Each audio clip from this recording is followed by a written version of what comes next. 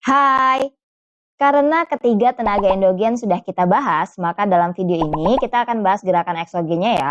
Mulai dari apa itu tenaga eksogen, jenis-jenisnya seperti pelapukan, erosi, mass wasting atau pemindahan massa tanah, dan terakhir sedimentasi. Kita bahas mulai dari yang pertama, apa itu tenaga eksogen. Tenaga eksogen merupakan tenaga pembentuk muka bumi yang berasal dari luar. Luar di sini bukan ruang angkasa ya, melainkan segala tenaga di atas permukaan bumi, seperti sinar matahari, angin, es, hujan, gravitasi, dan aliran air. Ia dibedakan jadi 4, yaitu pelapukan, erosi, mass wasting, dan sedimentasi. Kita bahas mulai dari pelapukan. Pelapukan adalah proses hancurnya massa batuan yang terjadi di tempat atau yang kita sebut in situ. Terdapat 3 jenis pelapukan, yaitu pelapukan fisik karena perubahan suhu, pelapukan kimia yang mayoritas akibat air hujan, dan pelapukan biologis atau organik karena organisme tertentu. Maksudnya gimana sih? Jadi pelapukan fisik adalah pelapukan yang hanya mengubah wujud fisik batuan aja. Misal dari besar dan utuh jadi kecil serta tercerai-berai. Kebanyakan terjadi karena perbedaan suhu yang signifikan, seperti di gurun. Di gurun, siang hari yang panas membuat batuan memuai, sedangkan malam hari yang sangat dingin membuat batuan menyusut. Proses mengembang dan menyusut yang terjadi setiap hari dalam waktu lama ini membuat bagian terluar batuan hancur. Contohnya batuan berikut ini. Berbeda dengan pelapukan fisik, pelapukan kimia adalah pelapukan yang mengubah komposisi kimia batuan. Biasanya terbentuk akibat air hujan. Misalnya, hancurnya patung, nisan, atau bangunan yang terbentuk dari batu gamping atau batu kapur karena terlarut oleh air hujan, atau berubahnya warna batuan menjadi merah karat karena oksidasi mineral besi. Pelapukan yang ketiga adalah pelapukan biologis atau organik yang diakibatkan oleh aktivitas makhluk hidup. Misalnya, hancurnya batuan oleh lumut, oleh akar pohon, atau oleh cangkang hewan. Nah, sekarang aku mau tanya nih, dari 3 jenis pelapukan tadi, pelapukan apa ya yang paling banyak terjadi di Indonesia? A. Fisik, B. Kimia, atau C. Organik? Jawabannya B ya, kimia. Kok bisa sih? Jadi, curah hujan yang tinggi di wilayah Indonesia serta perbedaan suhu yang tidak ekstrim membuat pelapukan kimia yang paling mendominasi. Nah, karena pelapukan sudah, kita lanjutkan ke tenaga eksogen yang kedua ya, yaitu erosi. Erosi adalah proses hancurnya batuan yang terjadi akibat adanya agen pemindah atau moving agent. Berarti tidak seperti pelapukan yang terjadi di tempat, hancurnya batuan akibat erosi akan mengalami pemindahan. Lalu apa saja agen pemindahnya? Banyak. Misalnya, bisa aja tererosi oleh air sungai, jadi ablasi. Bisa tererosi oleh angin, jadi deflasi. Bisa tererosi oleh gelombang laut, jadi abrasi. Atau bisa juga tererosi oleh es, jadi ekshalasi.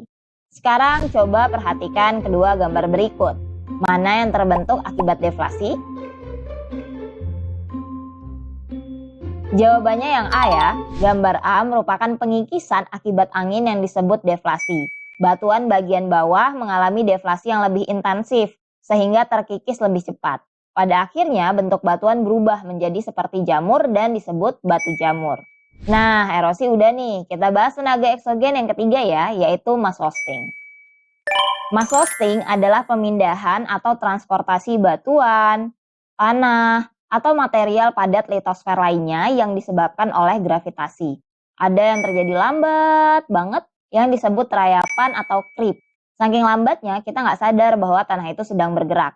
Kita cuma bisa tahu dari miringnya tiang listrik, bengkoknya batang tanaman, atau miringnya pagar-pagar. Contohnya seperti foto berikut. Ada juga mass wasting yang biasa terjadi di Indonesia, seperti longsor. Sekarang aku mau tanya, kalau aliran lahar yang biasanya terjadi setelah letusan gunung api, itu termasuk mass wasting atau bukan? A. Iya. B. Tidak. Jawabannya A ya. Iya, termasuk. Jadi lahar adalah campuran material padat lontaran gunung api, lumpur, hingga air yang menuruni lereng gunung akibat gravitasi, sehingga termasuk ke dalam mass wasting. Nah, itu tadi pembahasan tentang mass wasting. Maka sampailah kita ke tenaga eksogen yang terakhir, yaitu sedimentasi. Sedimentasi adalah proses terendapkannya material batuan. Makanya ia punya banyak nama. Selain sedimentasi yang menghasilkan sedimen, bisa juga pengendapan menghasilkan endapan, atau deposisi menghasilkan deposit. Ketiga istilah ini sama ya. Bentuknya ada banyak, tergantung di lingkungan mana ia terendapkan. Misalnya, kalau di darat kita sebut sedimentasi terrestris. Kalau di laut jadi sedimentasi marine. Kalau di wilayah gurun kita sebut sedimentasi eolian. Kalau di danau atau rawa sedimentasi limnis. Kalau di sungai jadi sedimentasi fluvial atau aluvial. Dan kalau di lingkungan es jadi sedimentasi glasial. Coba perhatikan gambar ini. Itu jenis sedimentasi apa ya namanya?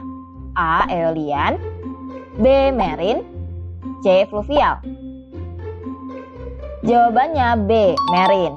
Gambar tersebut adalah gambar tombolo, sedimentasi di pesisir pantai yang menghubungkan pulau dengan daratan utama. Selain tombolo, dapat kita temui juga spit, sedimen memanjang di pesisir akibat arus sejajar pantai atau longshore current. Keduanya bisa membuat wilayah pantai jadi lebih luas loh. Berarti sedimentasi bisa membawa dampak positif ya. Akan tetapi, proses sedimentasi ini juga dapat membawa dampak negatif, seperti pendangkalan sungai yang membuat kapasitas sungai berkurang dan resiko banjir lebih tinggi. Proses sedimentasi ini mengakhiri bahasan kita tentang tenaga eksogen. Kita review dulu yuk. Kita sudah belajar tentang apa tenaga eksogen, lalu kita juga belajar jenis-jenisnya, mulai dari pelapukan, baik pelapukan fisik, kimia, atau pelapukan biologis, dilanjutkan dengan erosi, baik oleh air, gelombang laut, angin, atau es.